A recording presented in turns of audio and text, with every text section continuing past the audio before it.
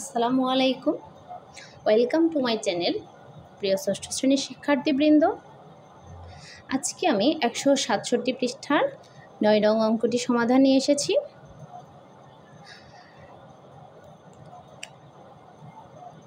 আমরা শুরুতে যদি প্রশ্নটা দেখি, গত ক্লাসে তার আগের অঙ্কগুলো করে দেওয়া হয়েছে।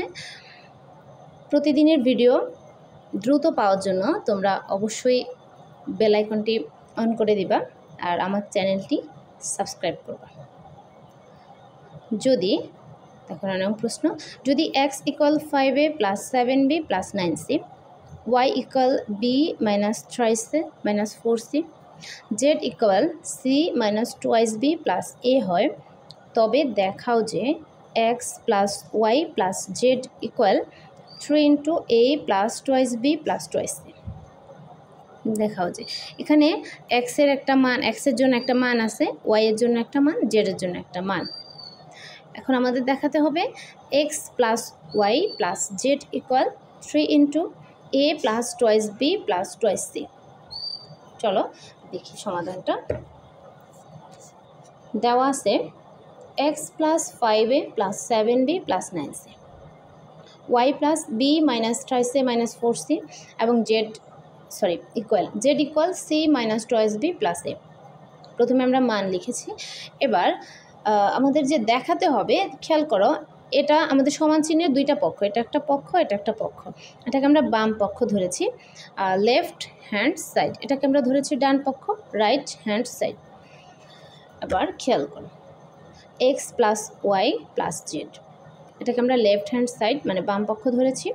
এখন আমরা প্রথমে মান বসাবো।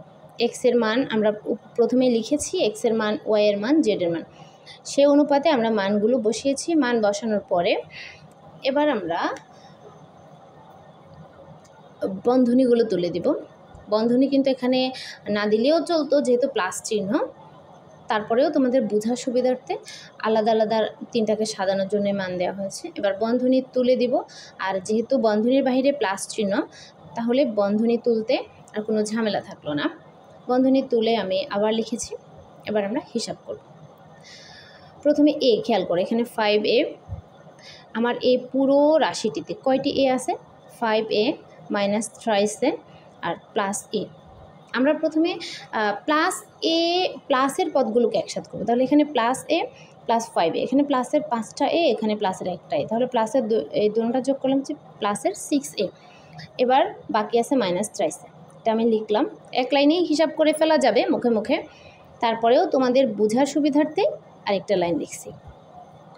এবার আমরা বি ধরি, 7b, এটা প্লাসের আছে, বি এটাও প্লাসের আছে, এখানে একটা বি আর এখানে -2b। তাহলে প্লাসেরগুলো আগে যোগ করি। মাইনাসের তো একটা, মাইনাসেরগুলোও যোগ করা যেত যদি একাধিক পদ থাকতো। -7b + b, মানে প্লাসের 7টা বি এবং প্লাসের একটা বি, আমার হবে প্লাসের 8টা বি আর -2b। এবার সি, +9c - 4c + c, তাহলে +9c এর সাথে প্লাসের সি, একটা সি যদি যোগ করি, +10c - 4c। এবার আমরা হিসাব করি। +6a থেকে -3c যদি আমরা বিয়োগ করি, +3c থাকে। +8b থেকে -2b যদি আমরা বিয়োগ করি, +6b থাকে। +10c থেকে যদি -4c বিয়োগ করি, তাহলে +6c থাকে। এবার খেয়াল করো, এখানে 3, এখানে 6, এখানে 6। আমি যদি তিনটা পদকে 3 দিয়ে ভাগ করি, মানে তিনটা পদ থেকে আমি 3 কমন নিব অথবা 3 দিয়ে ভাগ করব, একই কথা। 3 দিয়ে 3কে ভাগ করলে ভাগফল থাকে 1। আমার এখানে শুধু আসলো এ, 3 ভাগ হয়ে গেছে, প্লাসের প্লাস। 3 দিয়ে যদি আমি 6কে ভাগ করি, 3 2 গুণে 6, 2b, প্লাস এখানেও 3 দিয়ে 6কে ভাগ করলে 3 2 গুণে 6, c। তাহলে আমার কি থাকলো? 3 × a + 2b + 2c। এবার রাইট হ্যান্ড সাইড, ডান পক্ষে কি আছে দেখো, ডান পক্ষে কিন্তু এটাই আছে, 3 × a + 2b + 2c। তাহলে আমরা কি দেখাতে পেরেছি যে x + y + z = 3 × a + 2b + 2c। সুতরাং x + y + z = 3 × a + 2b + 2c দেখানো হলো। আশা করি বুঝতে পেরেছ।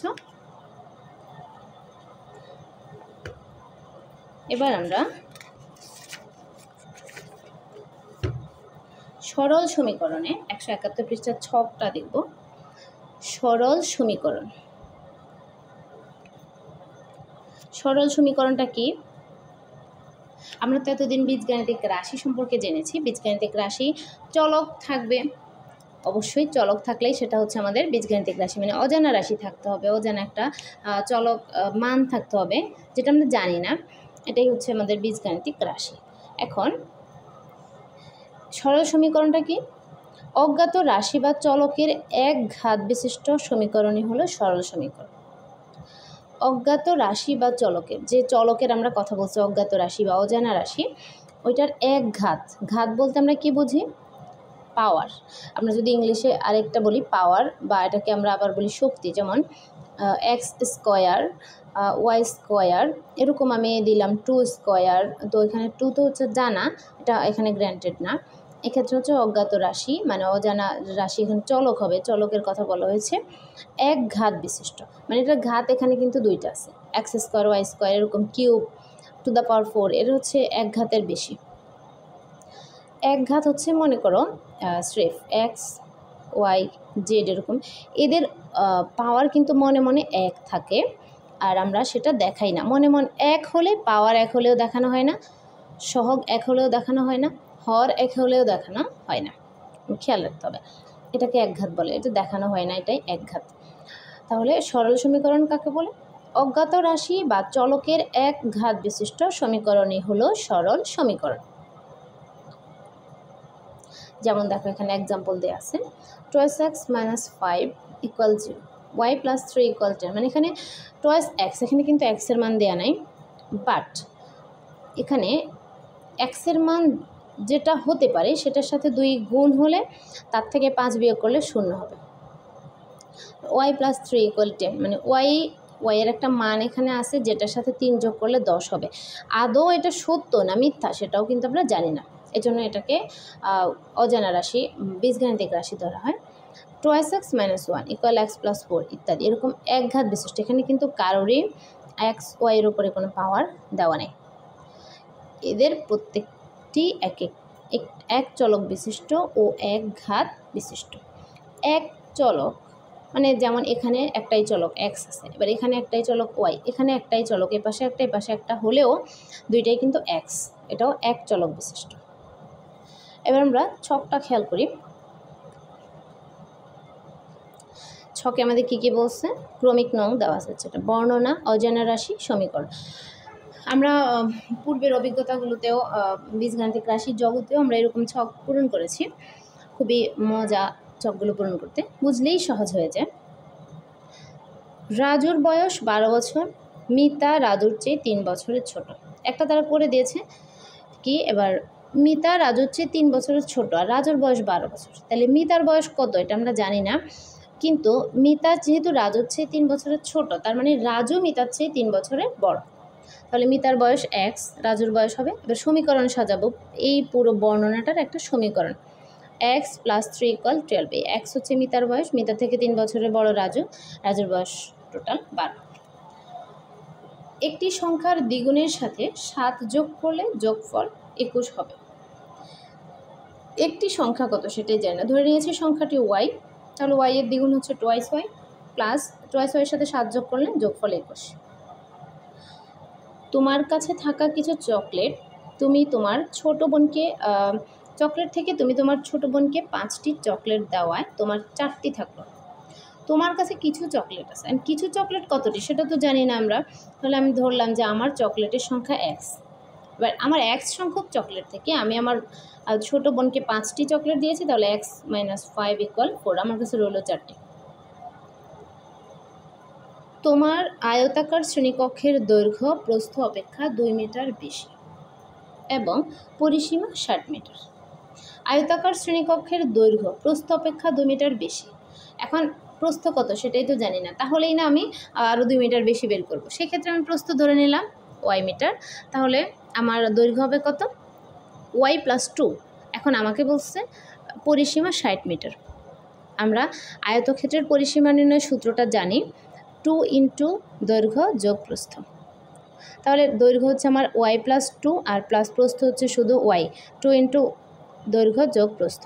এবার এখান থেকে কি দাঁড়ালো দেখো, 2 দিয়ে এখানে ওয়াই 2টা, একটা যোগ করলে হচ্ছে 2টা, 2 দিয়ে 2কে গুণ করলে 2 দুগুণে 4 4y প্লাস শুধু 2 এখানে 2 দিয়ে 2কে গুণ করলে 2 দুগুণে 4 সমান 60। তাহলে এখানে প্রথম হচ্ছে 2 × y + 2 + y = 60 মিটার।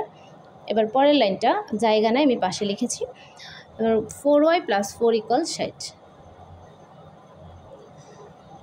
সাদিয়ার কাছে কিছু এবং অপুর কাছে 20 টাকা। সাদিয়ার কাছে কিছু টাকা, কত টাকা সেটা বলা হয় নাই, কিছু টাকা। অপুর কাছে 20 টাকা আছে, দুজনের কাছে মোট 45 টাকা আছে।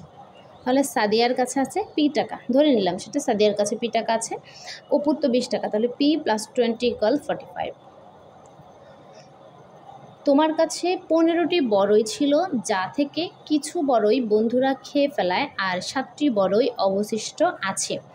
এখন আমার কাছে 15টি বড়ই ছিল, কিছু বড়ই বন্ধুরা খেয়ে ফেলেছে, তাহলে বন্ধুরা এক সংখ্যক বড়ই খেয়েছে, তাহলে খেয়ে ফেলা বড়ের সংখ্যা হচ্ছে x। তাহলে আমার 15টি বড়ই থেকে x সংখ্যার বড়ই বিয়োগ করলে বড়ই থাকবে 7টি। এই ছিল আমাদের আজকের ক্লাস। অবশ্যই আমার চ্যানেলটি সাবস্ক্রাইব করব, পাশে থাকা বেল আইকনটি অন করে দেবেন। আল্লাহ হাফেজ।